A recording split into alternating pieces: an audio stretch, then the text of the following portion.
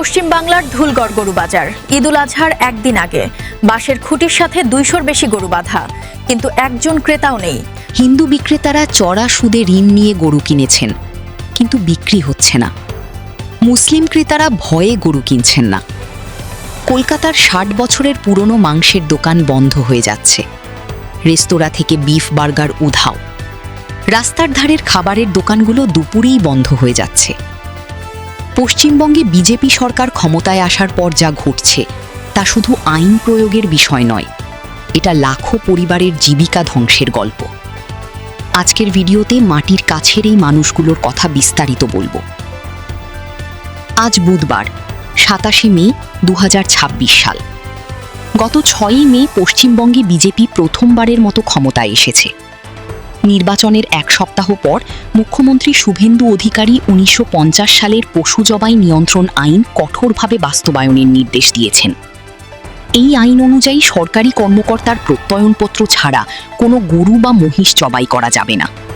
জবাই করতে হবে শুধুমাত্র অনুমোদিত কসাইখানায়। আর সবচেয়ে কঠিন শর্ত, জবাইযোগ্য পশুর বয়স কমপক্ষে 14 বছর হতে হবে। এই আইনের প্রভাব কতটা ভয়াবহ সেটা বুঝতে হলে ধুলাগড়ের হাটে যেতে হবে। কলকাতা থেকে 130 কিলোমিটার দূরের পূর্ব মেদিনীপুর থেকে এক হিন্দু বিক্রেতা এসেছেন।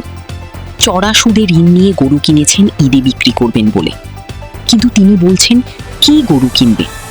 মানুষ এখন আতঙ্কের মধ্যে দিন কাটাচ্ছে।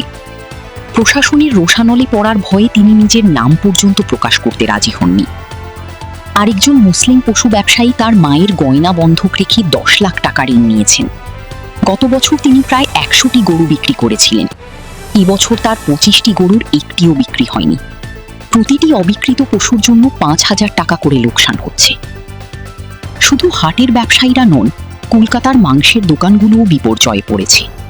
নিউ মার্কেটের 60 বছরের পুরনো লাইসেন্সপ্রাপ্ত মাংসের দোকানের মালিক 65 বছর বয়সী মোহাম্মদ হাসিম বলছেন, সরবরাহকারীরা ভয়ে আছেন। ছোট খাবারের দোকানগুলো থেকে কোনো চাহিদা নেই। আগে তারা সন্ধ্যা 7টা পর্যন্ত বিক্রি করতেন, এখন দুপুর 1:30টায় দোকান বন্ধ করে বাড়ি ফেরেন। গরুর মাংসের দাম প্রতি কেজি 400 টাকা থেকে কমে 150 টাকায় নেমে এসেছে। কলকাতার জনপ্রিয় রেস্তোরাঁ দ্য বার্গার শপ ঘোষণা দিয়ে বিফ বার্গার বিক্রি বন্ধ করেছে। তাদের ইনস্টাগ্রামে লেখা, আমাদের বার্গারের কোনো ধর্ম নেই, কিন্তু রাজনীতির অবশ্যই আছে। রেস্তোরাঁর সহমালিক জানিয়েছেন তাদের সরবরাহকারী দোকান বন্ধ করে দিয়েছেন। স্থানীয় থানায় ডেকে সাময়িকভাবে ব্যবসা বন্ধ রাখতে বলা হয়েছে। এই পরিস্থিতি শুধু ব্যবসার ক্ষতি নয়, এটা একটি সামাজিক কাঠামো ভেঙে পড়ার গল্প। কয়েক দশক ধরে পশ্চিমবঙ্গে হিন্দু বিক্রেতারা গরু পালন করতেন, মুসলিম ক্রেতারা কিনতেন। দুই সম্প্রদায়ের মধ্যে একটি অর্থনৈতিক নির্ভরশীলতার সম্পর্ক ছিল। মার্ক্সবাদী এবং পরে তৃণমূল সরকারের আমলে এই আইন কঠোরভাবে প্রয়োগ হতো না। কলকাতা ছিল খাবারের বৈচিত্র্যের শহর। রাস্তায় ঠেলাগাড়ি থেকে রেস্তোরাঁ পর্যন্ত সর্বত্র গরুর মাংসের সুস্বাদু খাবার পাওয়া যেত। সেই কলকাতা এখন ভয়ের শহর হয়ে উঠেছে। শুধু খাবার নয়, নামাজ পড়ার ক্ষেত্রেও বিধিনিষেধ এসেছে। বিভিন্ন মুসলিম এলাকার বাসিন্দারা জানিয়েছেন, নবনির্বাচিত বিজেপি বিধায়করা রাস্তায় নামাজ পড়তে নিষেধ করেছেন। কলকাতার মল্লিক বাজার আর পার্ক সার্কাস, যেগুলো ঈদের আগে জমজমাট থাকত, সেখানে এখন প্রায় কোনো ব্যবসায়ী নেই। অ্যানিম্যাল ওয়েলফেয়ার বোর্ড অফ ইন্ডিয়ার সাবেক সদস্য জয়সিংহ নুগ্গিহাল্লি বলেছেন, এই আইনগুলোকে প্রাণী সুরক্ষার পদক্ষেপ হিসেবে উপস্থাপন করা হলেও বাস্তবে এগুলো পরিচয়, বাণিজ্য এবং গ্রামীণ জীবিকার প্রশ্নের সঙ্গে বেশি জড়িত। বিশিষ্ট সমাজকর্মী হর্ষ মান্দার আরও কঠিন কথা বলেছেন। তিনি বলেছেন, এটি এখন নিজ দেশের নাগরিকদের বিরুদ্ধে একটি প্রকাশ্য যুদ্ধ।